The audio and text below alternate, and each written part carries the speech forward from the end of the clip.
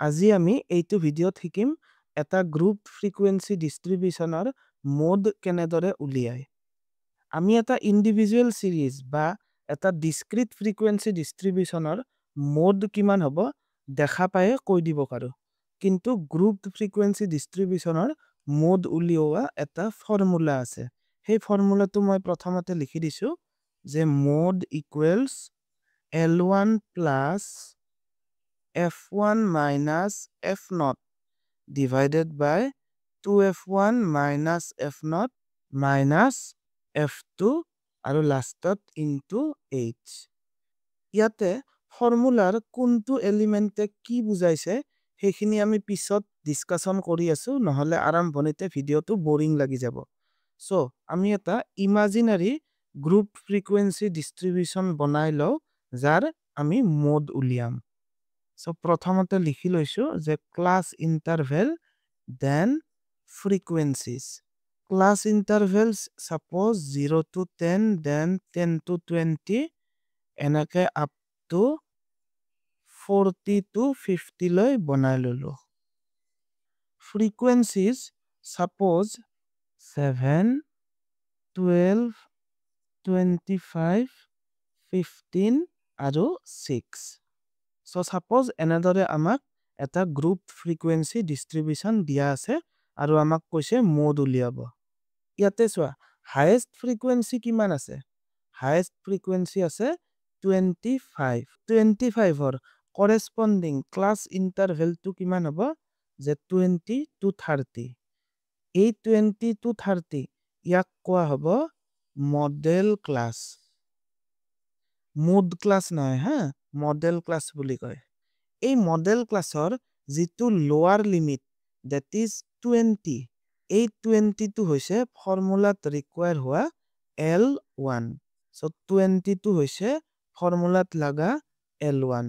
Then আমাক লাগিব F1, F0, F2 আৰু H। Now যিটো মডেল ক্লাছৰ ফ্ৰিকুৱেন্সি that is 25, এই 25 টো হৈছে F1। দেন আমাক আৰু লাগিব F0। মডেল ক্লাছৰ আগৰ যিটো ক্লাছ আছিল বা যিটো প্ৰিসিডিং ক্লাছ, সেই প্ৰিসিডিং ক্লাছৰ যিটো ফ্ৰিকুৱেন্সি তাক ক'ব F0। দেন মডেল ক্লাছৰ যিটো সাকসিডিং ক্লাছ বা নেক্সট ক্লাছ, সেই ক্লাছটোৰ ফ্ৰিকুৱেন্সিটো হ'ব F2। আৰু ফৰ্মুলাত আমি লাষ্টত কি কৰিব লাগিব যে into H। H মানে হৈছে height of the class intervals। ইয়াতে ক্লাছ ইন্টাৰভেলস বিলাকৰ হাইট কিমান আছে 10।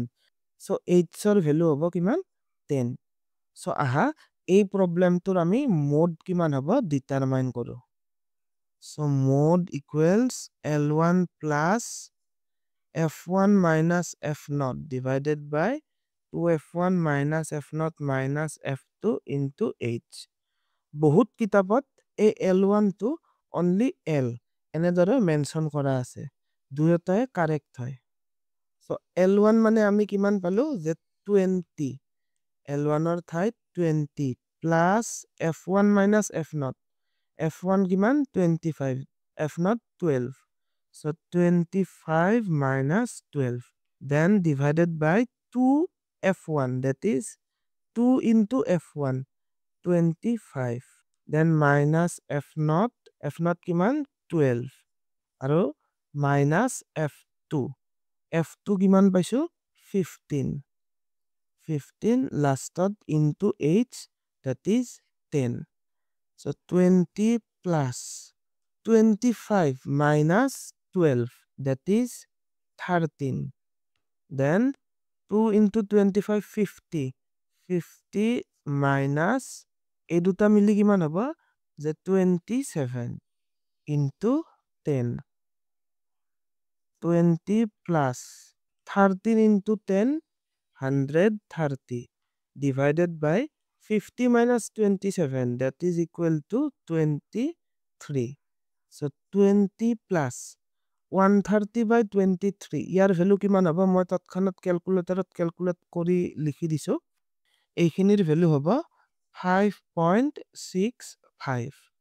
So আমাৰ required mode হ'ব 25.65।